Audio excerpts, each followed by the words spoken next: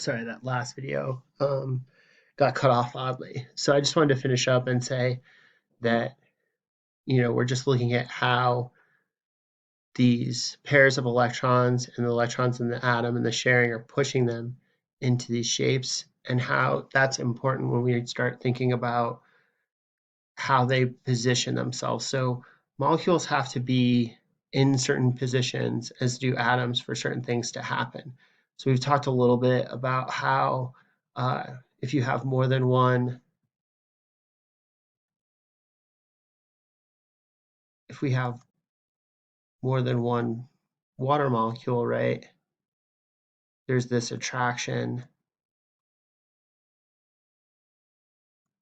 between these hydrogen atoms and the oxygen, right? So when it freezes, the water molecules have to position themselves in a certain way.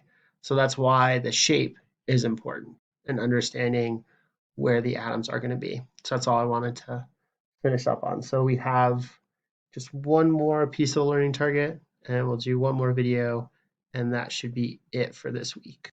Okay, so we've talked about polar and nonpolar bonds. Now we're going to talk about polar and nonpolar molecules. All right, so let's start off with the different types that we have. So we also have, in addition to polar molecules, nonpolar molecules, we have diatomic molecules. So an example of a diatomic molecule would be hydrogen and fluorine. Di means two, right?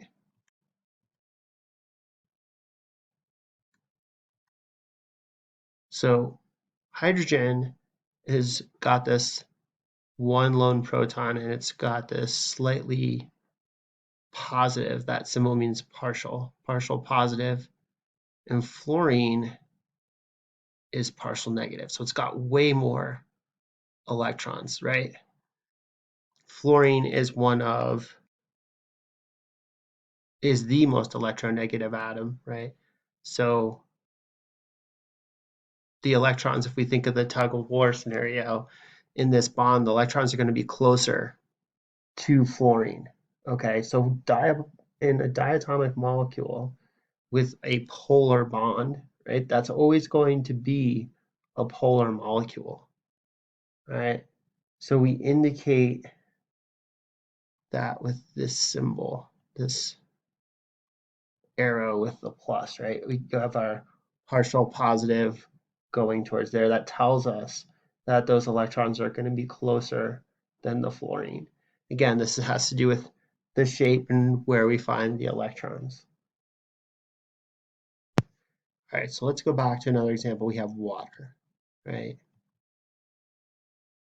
So the oxygen has two lone pairs of electrons, and it forms two bonds with two hydrogens, H2O. So that's water. All right, so up here we have these lone pairs. So it's our partial negative, partial positive.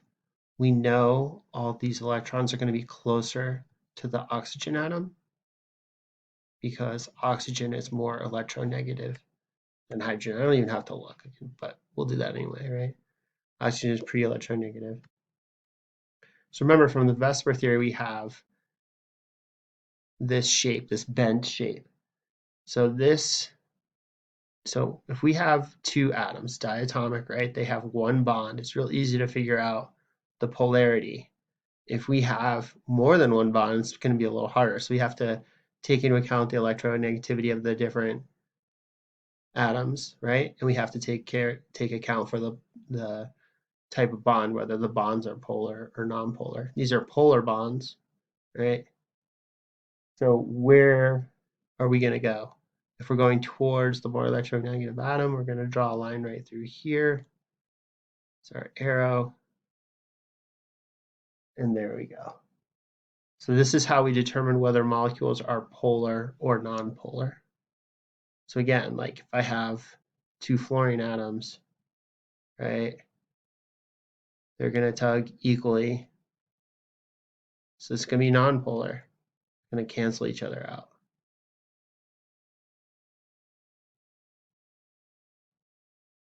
right? So we're not going to draw, they're not going to be polar.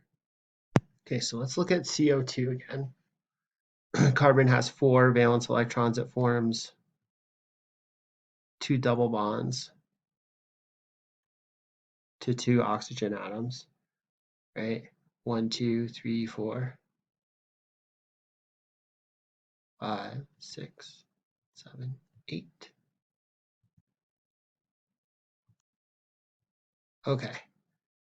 So how is this one going to work? This is a linear shape, right? So let's look at our periodic table with electronegativity. We have CO2, so it's a difference of 1 in each direction. So the bonds are polar, right? This is a difference of 1, so that makes these polar bonds. Question is this a nonpolar molecule? Well, let's think about it. Oxygen is more electronegative. So there's going to be a pull in this direction and a pull in this direction. And if this drawing looks actually decent, you imagine these are canceling each other's out. So even though this molecule has polar bonds, it's a nonpolar molecule. Okay, so the partial positive in this case is here, and the partial negative is over here. What's also interesting is that you're going to find the electrons closer to the oxygen in this case. So we apply the VSEPR theory to help figure out the shape. All right, make sense? Hopefully? Okay. So remember, for this one, if we look at your study guide, the vocabulary I'm most interested in is electronegativity, polar covalent bond, nonpolar covalent bond, VSEPR theory, diatomic molecules, so that's 2 atoms, right? Polar molecules and nonpolar molecules. You can always look up, like I said, you can always look up the different shapes, but you can also generalize those based on what we know about electrostatic forces. So I don't consider that to be something really worth memorizing, but it is something that you should understand and you should be able to draw intuitively if you're drawing these structures. So that kind of covers everything that I wanted to do. Let's go back a second, way back. So remember, this is soap, right? And I started to talk about this before my video kind of ran out, but these are all carbon. We just don't draw them because you'll find this out if you ever take organic chemistry. We just know that if you don't draw, it's carbon because you pretty much are only interested in carbon. And we know that there's all these hydrogens coming off of it. So if you're looking at this, I want you to think about this molecule of soap.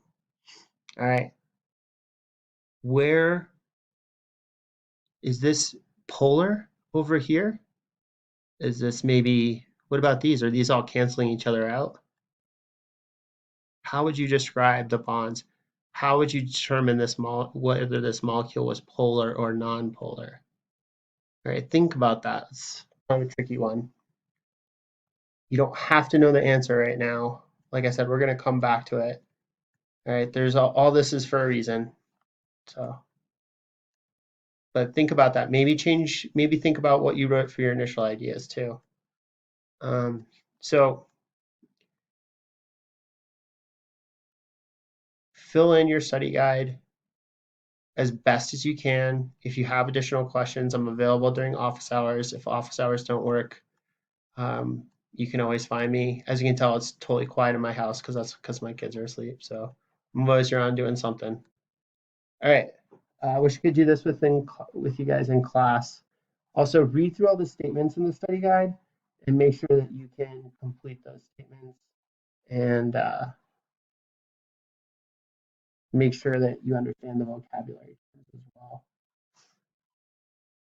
All right, I'll talk to you guys later.